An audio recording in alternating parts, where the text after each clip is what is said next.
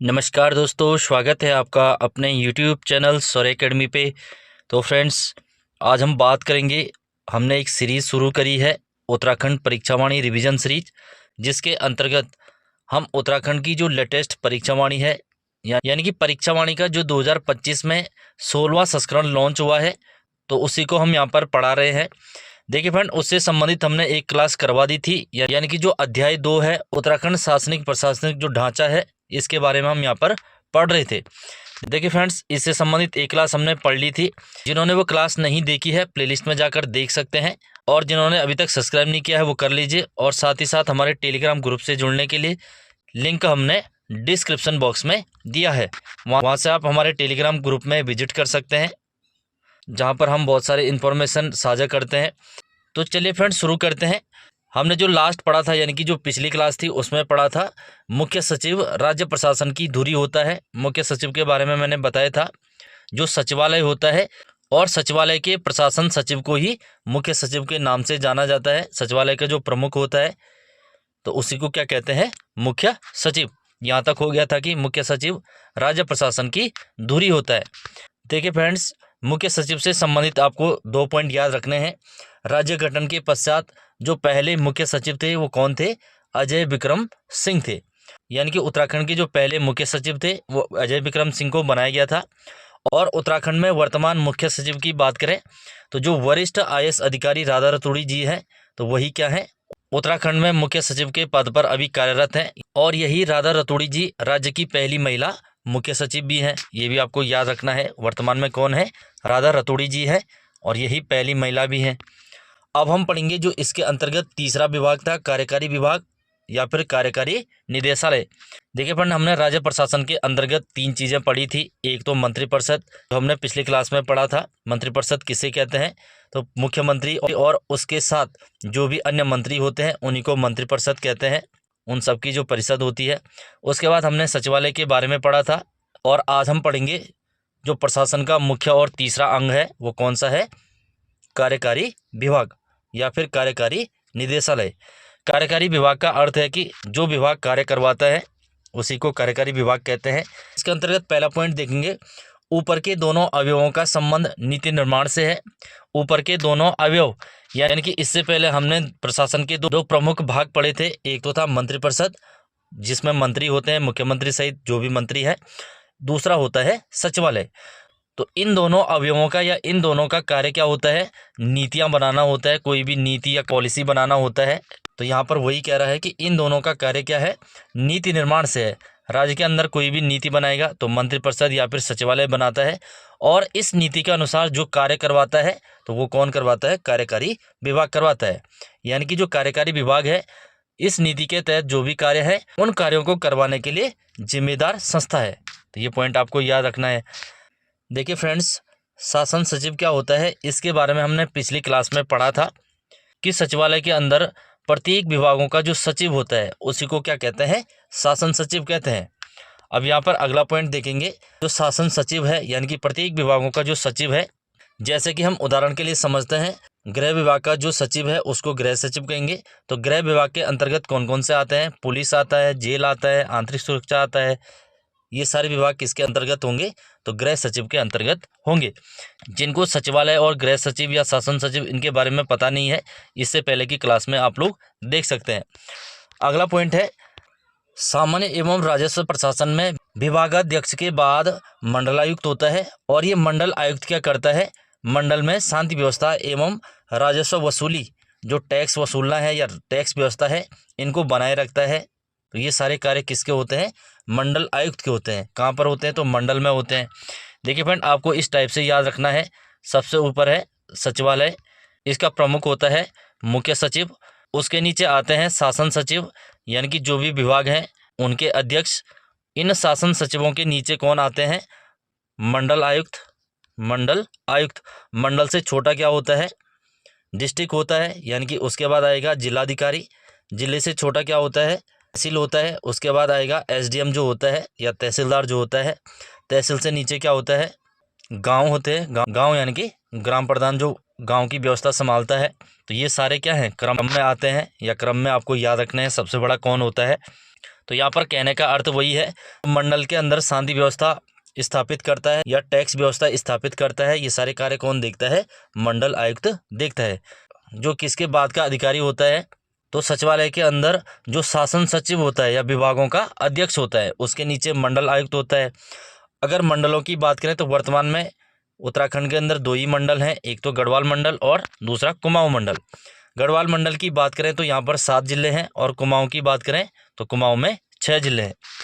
Total Uttarakhand में 13 जिले हो जाएंगे, क्योंकि जो मंडल आयुक्त है या मंडल है उसके नीचे जिले होते हैं, और जो जिले हैं किसके अधीन होते हैं? वो जिलाधिकारी के अधीन होते हैं, जो डिस्ट्रिक्ट मजिस्ट्रेट होता है यानी कि जो डीएम होता है।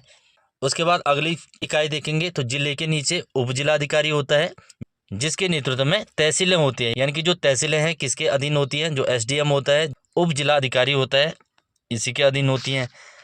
अगर उत्तराखंड में तहसीलों की बात करें तो राज्य गठन के समय उत्तराखंड में 49 तहसीलें थी, और वर्तमान में कितनी तहसीलें हैं? 110 तहसीलें हैं, ये भी आपको याद रखना है। उप तहसीलों की बात करेगा तो 18 उप तहसीलें हैं, ये भी आपको याद रखना है। उप तहसीलें कितनी हैं? 18 हैं। और ब्लॉक की बात करेगा तो टोटल 95 ब्लॉक हैं, ये भी आपको याद रखना है। अब हम पढ़ेंगे जो राज्य प्रशासन के अंदर चौथा पार्ट है महाधिवक्ता। महाधिवक्ता जिसको एडवोकेट जनरल के नाम से जाना जाता है। देखिए फ्रेंड, जो महाधिवक्ता होता है उसका कार्य क्या होता है? ये राज्य का सबसे बड़ा कानूनी अधिकारी होता है, सारे कानून इसी के अंडर में होते हैं। सबसे बड़ा विधि अधिकारी या फिर कानूनी अधिकारी होता है। राज्य सरकार का कानूनी सलाहकार कौन होता है? तो महाधिवक्ता होता है। तो इसके बारे में हम पढ़ेंगे। सबसे पहले तो इसकी नियुक्ति के बारे में पढ़ेंगे। आर्टिकल 165 के अनुसार जो महाधिवक्ता है इसकी नियुक्ति राज्यपाल द्वारा की जाती है। और इसके कार्यकाल की अगर बात करें तो कितने समय तक इसकी नियुक्ति की जाती है? तो राज्यपाल के प्रसाद पर्यंत, यानी कि जब तक राज्यपाल चाहे इसको रख सकता है, जब मर्जी हटा सकता है। तो महाधिवक्ता की नियुक्ति राज्यपाल कौन से आर्टिकल में करता है? तो आर्टिकल 165 में करता है। और ये राज्य में सबसे बड़ा कानूनी अधिकारी होता है या फिर राज्य सरकार का कानूनी सलाहकार होता है, जिसको महाधिवक्ता या एडवोकेट जनरल के नाम से जानते हैं। देखिए फ्रेंड, जो महाधिवक्ता है इस पद पर पहुंचने के लिए या इस पद को ग्रहण करने के लिए कौन कौन सी शर्तें हैं? तो इस पद पर नियुक्त होने के लिए सबसे पहले उसे भारत का नागरिक होना चाहिए। दूसरा, 10 वर्ष से अधिक समय के लिए न्यायिक कार्य से वो जुड़ा हो, यानी कि 10 सालों तक उसने न्यायिक कार्य किया हो। न्यायिक कार्य यानी कि जैसे हाई कोर्ट का वो वकील हो या फिर सुप्रीम कोर्ट में उसने काम किया हो, इस टाइप से 10 साल का उसके पास एक्सपीरियंस होना चाहिए। या फिर कम से कम 10 वर्ष से उच्च न्यायालय में अधिवक्ता हो, हाई कोर्ट के अंदर अधिवक्ता यानी कि वकील हो, इस टाइप से उसके पास 10 वर्ष का एक्सपीरियंस होना चाहिए, न्याय से जुड़ा हुआ एक्सपीरियंस होना चाहिए, तभी जाके वो सबसे बड़ा कानूनी अधिकारी बनेगा, उसको कानून का पता होना चाहिए। अगला पॉइंट है वह विधि विषयों पर, वह यानी कि जो महाधिवक्ता है विधि विषयों पर, जो कानून के विषय हैं उन पर राज्यपाल को सलाह देता है एवं राज्यपाल द्वारा सौंपे गए जो विधि संबंधी यानी कि जो कानून संबंधी कार्य है उनका संपादन करता है। तो ये पॉइंट भी आपको याद रखना है। राज्यपाल को कानूनी संबंधी सलाह कौन देता है? तो महाधिवक्ता देता है। और राज्यपाल द्वारा सौंपे गए जो कानूनी संबंधी कार्य है तो उनका संपादन भी कौन करता है? तो महाधिवक्ता करता है। देखिए फ्रेंड, जो अगला पॉइंट है ये इंपॉर्टेंट है, यहाँ पे ये क्वेश्चन बनता है। जो महाधिवक्ता के बारे में कहा गया है कि वह सदनों की बैठकों में भाग ले सकता है, सदन की बैठकों में भाग ले सकता है, यानी कि जो विधानसभा सदन चलता है तो उस बैठक में ये भाग ले सकता है, बोल भी सकता है, यानी कि अपनी राय भी रख सकता है। लेकिन किसी मुद्दे पर वोटिंग करनी हो, अपना मत देना हो, तो ये इसको बोलने का अधिकार है, भाग लेने का अधिकार है, परंतु मतदान का अधिकार विधानसभा के अंदर नहीं है। ये भी आपको याद रखना है। अगर वर्तमान में उत्तराखंड के महाधिवक्ता की बात करें तो वर्तमान में उत्तराखंड के जो एडवोकेट जनरल है SN बाबुलकर जी है, यानी कि सूर्य नारायण बाबुलकर जी है। ये भी आपको याद रखना है, इंपॉर्टेंट क्वेश्चन है। अब हम पढ़ेंगे इसका अगला अंग विधानमंडल, जो सबसे इंपॉर्टेंट है, यानी कि लेजिस्लेचर, जहाँ से सबसे ज़्यादा क्वेश्चन बनते हैं। देखिए फ्रेंड्स, सबसे पहले आपको विधानमंडल समझना है। विधानमंडल किसे कहते हैं? जैसे केंद्र में क्या होता है, संसद होती है, वैसे ही राज्यों में विधानमंडल होती है। केंद्र में लोकसभा, राज्यसभा और राष्ट्रपति से मिलकर संसद बनती है, वैसे ही राज्यों में एक तो विधानसभा, दूसरा विधान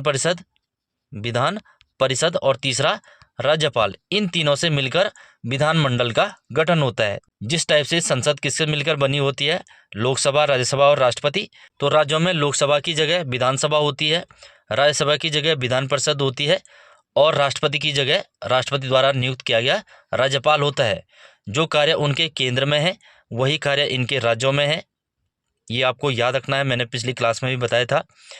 देखिए फ्रेंड, उत्तराखंड का जो विधानमंडल है उसमें विधान परिषद नहीं है, यहाँ पर सिर्फ विधानसभा और राज्यपाल है, ये भी आपको याद रखना है। उत्तराखंड में विधान परिषद नहीं है।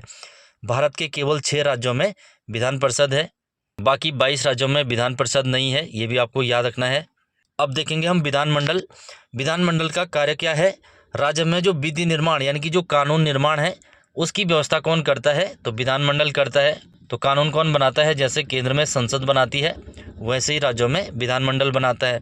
और विधानमंडल के 2 अंग होते हैं, उत्तराखंड में इसके 2 ही अंग हैं, एक तो राज्यपाल और दूसरी विधानसभा। क्योंकि विधान परिषद नहीं है इसलिए सिर्फ विधानसभा हो जाएगा।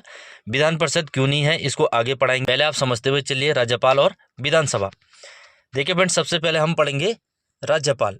राज्यपाल के बारे में जो पहला पॉइंट है, विधानमंडल में सबसे ऊपर राज्यपाल होता है और जो राज्यपाल है इसके हस्ताक्षर के बिना कोई भी कानून प्रवर्तन में नहीं आता है। जैसे देश के अंदर जब तक राष्ट्रपति के साइन नहीं हुए तब तक कोई भी कानून पारित नहीं होगा या फिर कोई भी कार्य आगे नहीं बढ़ेगा, वैसे ही राज्यों के लिए राष्ट्रपति की जगह राज्यपाल है, इसलिए इसका सबसे ऊपर स्थान है। और देश में किसका सबसे ऊपर स्थान है, तो राष्ट्रपति का सबसे ऊपर स्थान है। और राज्यपाल की नियुक्ति के बारे में अगर बात करें, ये हमने पिछली क्लास में भी पढ़ा था कि राज्यपाल यानी कि गवर्नर का जो पोस्ट है या पद है तो आर्टिकल 153 के तहत है, और जो राज्यपाल की नियुक्ति राष्ट्रपति करता है तो आर्टिकल 155 के तहत करता है। और राज्यपाल का जो कार्यकाल होता है राष्ट्रपति के प्रसाद पर्यंत तक होता है, यानी कि जब तक राष्ट्रपति चाहे तब तक इसको रख सकता है और जब चाहे हटा सकता है। तो राज्यपाल का जो पद है किस में है, आर्टिकल 153 में। और राष्ट्रपति किस आर्टिकल के तहत राज्यपाल की नियुक्ति करता है, तो 155 के तहत करता है, ये हमने पिछली क्लास में पढ़ा था। अब इससे आगे पढ़ेंगे जो राज्यपाल के कार्य हैं, क्या कार्य होते हैं, कहाँ ये भाग ले सकता है, कहाँ नहीं ले सकता है, क्या क्या इसके संबंध में है, वो हम पढ़ते हुए चलेंगे। जो राज्यपाल के कार्यों में सबसे पहले है, ये क्या करता है, विधानसभा के अधिवेशन को आहूत करता है। आहूत यानी कि बुलाता है, विधानसभा के अंदर जो अधिवेशन होता है, जो बैठक होती है उसको बुलाता है, उसका सत्रावसान करता है यानी कि उसका समापन करता है और विधानसभा का विघटन भी कर सकता है। इसका कार्य है विधानसभा को विघटित करना, ये पॉइंट आपको याद रखना है। राष्ट्रपति के कार्यों में सबसे पहले है ये विधानसभा सत्र बुलाता है, उसको समाप्त भी करता है और विधानसभा को विघटित भी कर सकता है। ये कार्य किसके हैं, तो राज्यपाल के हैं। अगला है, इन कार्यों के अतिरिक्त जो राज्यपाल है विधानमंडल के सत्र प्रारंभ होने पर सदन में सबसे पहले अभिभाषण देता है और बजट पेश करवाता है। जो वित्त मंत्री है, वित्त मंत्री पहले परमिशन लेता है, किसकी, राज्यपाल की परमिशन लेता है, उसी के बाद बजट पेश होता है। उसके साथ साथ जो विधानसभा के सदस्य हैं उनकी जो एलिजिबिलिटी है यानी कि योग्यता है उनको निश्चित करता है। इसी के साथ साथ जो विधेयक है या बिल है, विधानसभा के अंदर जो बिल पेश होते हैं उनको राष्ट्रपति के पास भेजने के लिए आरक्षित रख सकता है, इसका कार्य है। इसी के साथ साथ विशेष परिस्थितियों में जब सदन सत्र में ना हो तो अध्यादेश जारी करने जैसी शक्तियां भी किसके पास हैं, तो राज्यपाल के पास हैं। राज्यपाल अध्यादेश किस आर्टिकल के तहत जारी करता है, तो आर्टिकल 123 1 2 3 आर्टिकल 123 के तहत ये अध्यादेश या आदेश देता है।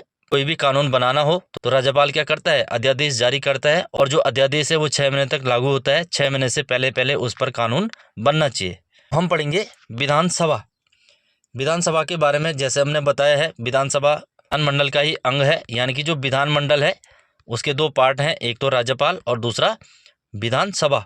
विधान परिषद भी होता है, वो उत्तराखंड में नहीं है, इसलिए उत्तराखंड में राज्यपाल और विधानसभा ही होगा।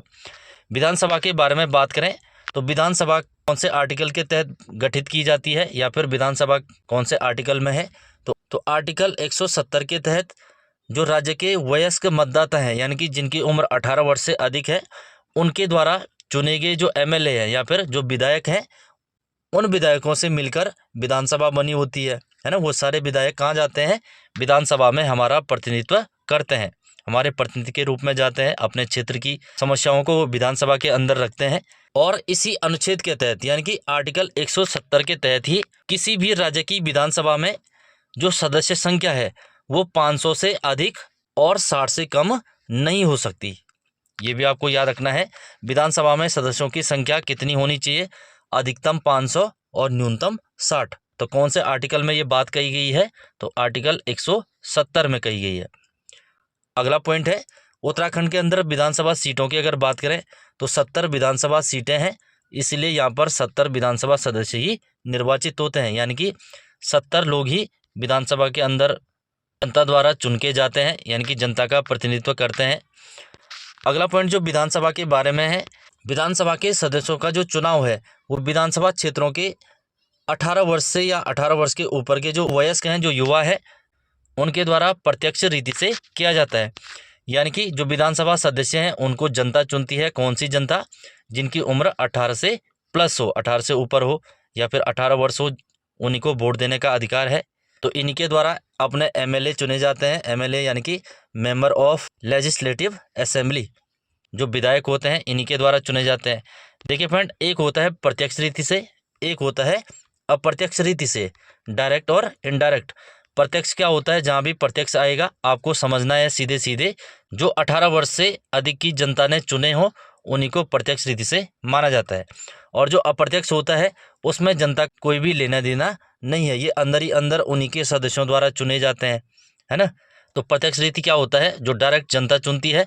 अप्रत्यक्ष क्या होता है? जिसमें जनता भाग नहीं लेती है, उन्हीं के सदस्य अपने में से किसी को अध्यक्ष तो किसी को उपाध्यक्ष बनाते हैं। अगला पॉइंट है आर्टिकल 173। अगर अनुच्छेद 173 की बात करें तो इसमें विधानसभा के जो सदस्य हैं तो उनकी योग्यताएं हैं, यानी कि विधानसभा सदस्य बनने से संबंधित जो योग्यताएं हैं कौन से आर्टिकल में है, तो अनुच्छेद 173 के अंतर्गत है। और क्या क्या योग्यताएं होती हैं? वही योग्यताएं होती हैं जो लोकसभा सदस्य के लिए होती हैं, क्योंकि जो राज्य में विधानसभा का काम है वही देश में लोकसभा का काम है, इसलिए योग्यताएं दोनों में समान होगी। तो क्या क्या योग्यताएं हैं? पहला तो वह भारत का नागरिक हो, इंडियन सिटीजनशिप हो उसके पास। दूसरा, उसकी उम्र 25 वर्ष की आयु पूरी कर चुकी हो, यानी कि विधानसभा सदस्य बनने के लिए या लोकसभा सदस्य बनने के लिए उम्र होनी चाहिए 25 वर्ष। 25 वर्ष ये आपको याद रखना है। और मुख्यमंत्री बनने के लिए, इसी के साथ साथ प्रधानमंत्री बनने के लिए तो उम्र कितनी होनी चाहिए? तब भी 25 वर्ष होनी चाहिए, ये भी आपको याद रखना है। अगला पॉइंट जो इनकी योग्यताओं के बारे में है कि वह भारतीय सरकार या फिर किसी राज्य सरकार के अधीन लाभ के पद पर कार्यरत ना हो। विधानसभा का सदस्य या लोकसभा का सदस्य वही बनेगा जो किसी गवर्नमेंट सर्विस में ना हो, किसी लाभ के पद पर ना हो, तथा संसद द्वारा बनाई गई किसी विधि के अधीन राज्य विधानसभा का सदस्य चुने जाने योग्य हो, यानी कि जो संसद ने नियम बनाए हैं उन नियमों के अनुकूल हो, तो तभी वो क्या होगा? विधानसभा सदस्य बनने लायक है या फिर लोकसभा सदस्य बनने लायक है। अगला पॉइंट है, जो विधानसभा सदस्य है जैसे ही उनकी नियुक्ति होगी, जैसे ही वो जीत जाएंगे, विधानसभा के अंदर एंटर करेंगे, तो सबसे पहले जो राज्यपाल है अनुसूची 3 के तहत, यानी कि तीसरी अनुसूची के तहत उनको शपथ दिलाता है। तो ये भी आपको याद रखना है, विधानसभा के सदस्यों को शपथ कौन दिलाता है? तो अनुसूची 3 के तहत राज्यपाल दिलाता है। मुख्यमंत्री को कौन दिलाता है? तो मुख्यमंत्री को भी राज्यपाल दिलाता है। देखिए फ्रेंड, चाहे वो राष्ट्रपति हो, उपराष्ट्रपति हो, चाहे प्रधानमंत्री हो, चाहे मुख्यमंत्री, चाहे मुख्य न्यायाधीश हो, चाहे हाईकोर्ट का मुख्य न्यायाधीश हो, शपथ हमेशा तीसरी अनुसूची के तहत ही दिलाई जाती है, ये आपको याद रखना है। अगला पॉइंट है, सामान्यतः विधानसभा का जो कार्यकाल होता है कितना होता है? 5 वर्ष होता है। वैसे तो विधानसभा का कार्यकाल 5 ही वर्ष होता है, परंतु जब राष्ट्रीय आपातकाल हो, जब नेशनल इमरजेंसी लगाई जाए, तो इस परिस्थिति में क्या होता है? विधानसभा की अवधि को 1 वर्ष के लिए फिर से बढ़ाया जाता है। तो 1 वर्ष के अगर राष्ट्रीय आपातकाल समाप्त हो गया तो विधानसभा भी समाप्त हो जाती है। अगला पॉइंट है, इस प्रकार की बढ़ाई गई अवधि आपातकाल के समाप्त होने के 6 महीने से अधिक समय के बाद जारी नहीं हो सकती। जो विधानसभा का विघटन है, जैसे हमने बताया था राज्यपाल कर सकता है, इसका विघटन 5 वर्ष से पूर्व भी हो सकता है, यानी कि ये पूरा 5 साल नहीं चलेगा, इससे पहले भी इसको विघटित किया जा सकता है। और इसको विघटित कौन करता है? तो मंत्रिपरिषद की सलाह पर राज्यपाल द्वारा इसको विघटित किया जाता है। देखिए फ्रेंड, जो विधानसभा है और जो लोकसभा है ये विघटित हो सकती है, और जो राज्यसभा है, राज्यों में विधान परिषद है, इनका विघटन नहीं होता है। ये आपको याद रखना है। राज्यसभा देश के अंदर या संसद के अंदर और विधान परिषद राज्य के अंदर, इनका विघटन नहीं होता है। जबकि लोकसभा और विधानसभा का विघटन हो सकता है। लोकसभा का राष्ट्रपति करता है और विधानसभा का राज्यपाल करता है। और दोनों स्थिति में किसकी सलाह पर? तो मंत्रिपरिषद की सलाह पर। अगला पॉइंट है, जब राज्य में राष्ट्रपति शासन लागू हो तो उस स्थिति में भी विधानसभा को विघटित किया जा सकता है। जब राष्ट्रपति शासन राज्यों के अंतर्गत लगता है आर्टिकल 356 के तहत, तो उस समय भी क्या हो सकता है? विधानसभा विघटित हो सकती है। विधानसभा को विघटित किया जाता है और सारा कार्य चले जाता है राष्ट्रपति के अंडर में या राज्यपाल के अंडर में। अगला पॉइंट है, विधानसभा की बैठक में गणपूर्ति के लिए कम से कम 1/10 सदस्यों की उपस्थिति होना अनिवार्य है तथा यह संख्या किसी भी हालत में 10 से कम नहीं हो सकती है या नहीं होनी चाहिए। यानी कि जैसे ही विधानसभा के अंदर सत्र शुरू होगा, जो वो बैठक होती है, उस बैठक को शुरू करने के लिए कम से कम 10 सदस्य होने आवश्यक है, तभी बैठक आगे बढ़ेगी। कम से कम 10 होने चाहिए या फिर टोटल का 1/10 होना चाहिए। जैसे विधानसभा के अंदर उत्तराखंड में 70 सीटें हैं, तो 70 का 1/10 निकालोगे तो यानी कि 7 सदस्य होने चाहिए। परंतु क्या कह रहा है? किसी भी हालत में 10 से कम नहीं होनी चाहिए। तो टोटल कम से कम 10 होनी चाहिए, तभी जाके विधानसभा सत्र आगे बढ़ेगा। अगला है, विधानसभा का सत्र वर्ष में कम से कम 2 बार आहूत होना चाहिए। यानी कि प्रत्येक 6 महीने में इसका एक सत्र तो होना ही चाहिए और एक साल में कम से कम 2 होने चाहिए। और किसी भी 2 सत्रों के बीच 6 महीने से अधिक का अंतराल नहीं होना चाहिए। 6 महीने से ज़्यादा का गैप नहीं होना चाहिए। 6 महीने के अंदर अंदर दूसरी बैठक भी होनी चाहिए। ये भी आपको याद रखना, ये इंपॉर्टेंट क्वेश्चन है। अगला पॉइंट है, विशेष परिस्थिति में विधानसभा का विशेष सत्र भी राज्यपाल द्वारा बुलाया जाता है। जैसे कि संसद के अंदर विशेष सत्र कौन बुलाता है? राष्ट्रपति बुलाता है। वैसे ही विधानसभा के अंदर राज्यपाल बुलाता है। अगर बात करें कि जो विधानसभा के अध्यक्ष और उपाध्यक्ष होते हैं, इनका चुनाव कौन करता है? तो विधानसभा सदस्य अपने में से किसी एक को अध्यक्ष और किसी एक को उपाध्यक्ष बनाते हैं। किस आर्टिकल के तहत? तो आर्टिकल 178 के तहत ये सारा कार्य होता है। तो आर्टिकल 178 में क्या है? तो विधानसभा के सदस्य अपने में से किसी एक को अध्यक्ष और किसी एक को उपाध्यक्ष बनाते हैं या चुनते हैं। ये आपको याद रखना है। नेक्स्ट पॉइंट है, विधानसभा भंग होने पर अध्यक्ष अगली नवनिर्वाचित विधानसभा के प्रथम अधिवेशन होने तक अपने पद पर बना रहता है। यानी कि अगर विधानसभा भंग हो गई, इसको राज्यपाल ने विघटित कर दिया, तो जो विधानसभा का अध्यक्ष है वो तब तक अपने पद पर रहता है जब तक कि अगली विधानसभा निर्वाचित नहीं हो जाती और उस विधानसभा का कोई नया अध्यक्ष नहीं बन जाता। तो तब तक जो पुराना अध्यक्ष है वो अपने पद पर बना रहता है। अगला, अगर विधानसभा अध्यक्ष के कार्यकाल की बात करें तो विधानसभा 5 साल के लिए होती है, तो इसका अध्यक्ष भी 5 वर्षों के लिए निर्वाचित होता है। बट यो अपना पद अगर त्यागना चाहे या अपना पद छोड़ना चाहता है तो ये इस्तीफा हमेशा अपने उपाध्यक्ष को देगा या फिर विधानसभा उपाध्यक्ष को देगा। ये आपको याद रखना है। चाहे किसी भी डिपार्टमेंट के अंदर हो, जो अध्यक्ष है वो इस्तीफा देता है उपाध्यक्ष को और उपाध्यक्ष इस्तीफा देता है अध्यक्ष को, वो एक दूसरे को इस्तीफा देते हैं। ये आपको याद रखना है। इसके साथ साथ यदि विधानसभा के अध्यक्ष को हटाना चाहते हैं तो कैसे उसको हटाया जा सकता है? तो जो तत्कालीन सदस्य हैं यानी कि उस समय निर्वाचित सदस्य हैं, ये क्या करते हैं?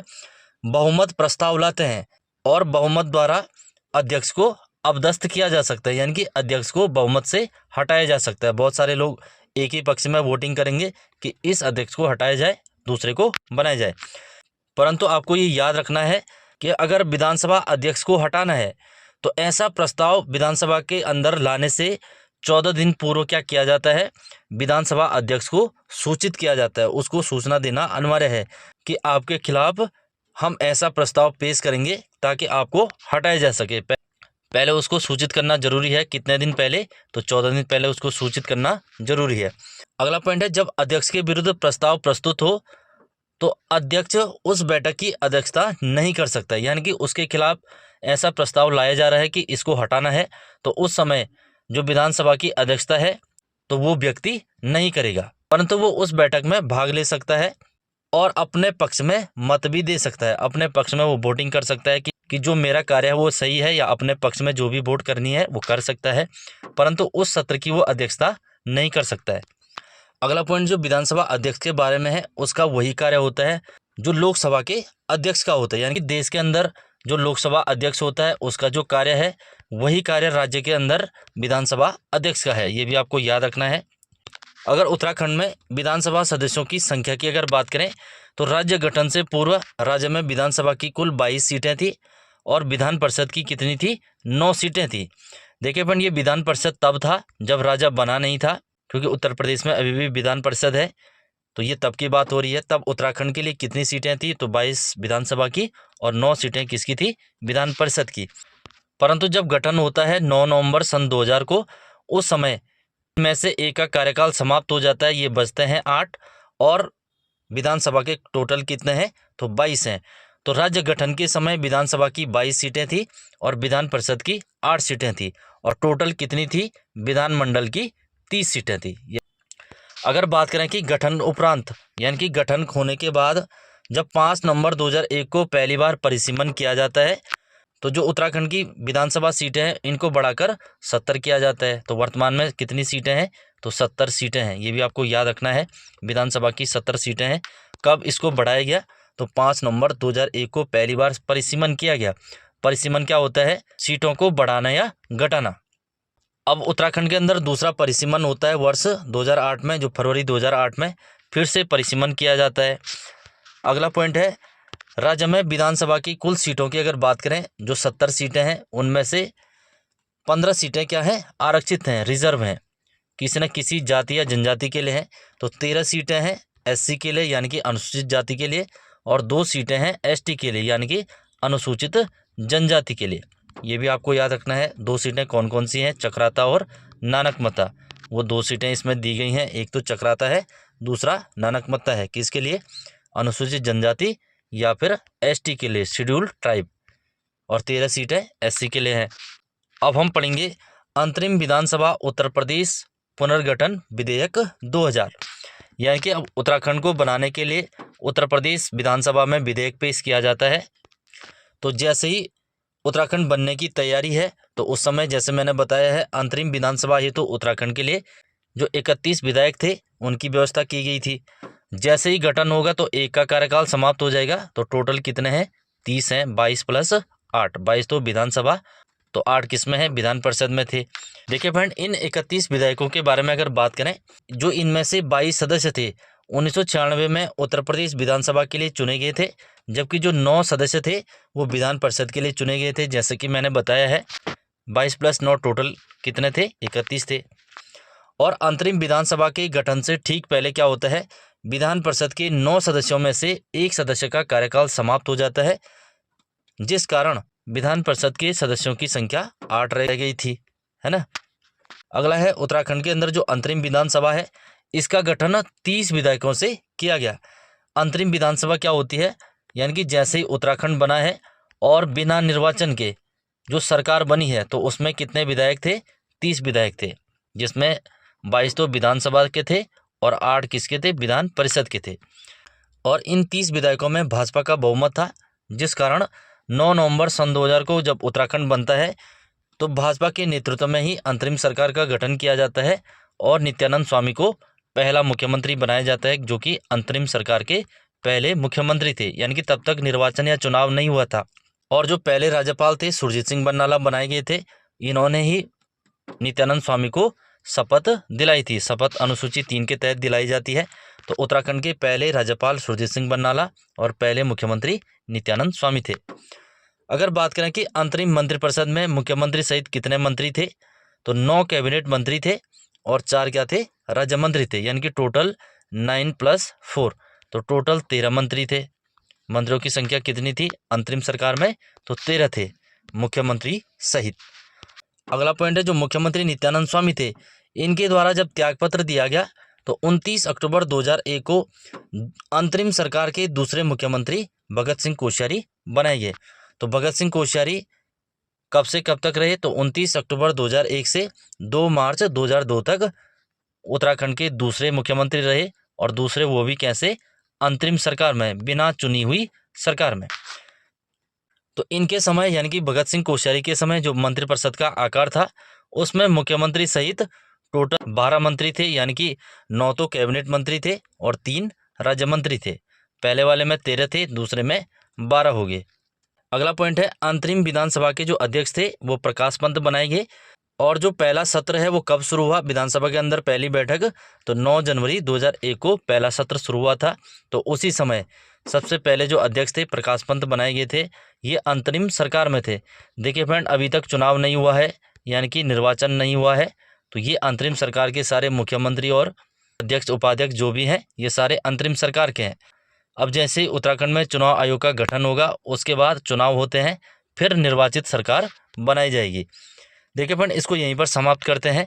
अगले उसमें हम पढ़ेंगे प्रथम निर्वाचित विधानसभा, यानी कि अब निर्वाचन होगा और पहले मुख्यमंत्री कौन बनेंगे, अध्यक्ष कौन बनेंगे, किसकी सरकार बनी है, इसको पढ़ते हुए चलेंगे। जिन्होंने अभी तक सब्सक्राइब नहीं किया है वो कर लीजिए और साथ ही साथ हमारे टेलीग्राम ग्रुप से जुड़ने के लिए लिंक हमने डिस्क्रिप्शन बॉक्स में दिया है, वहाँ से आप इसकी PDF डाउनलोड कर सकते हैं। Thank you for watching. मिलते हैं अगली क्लास में।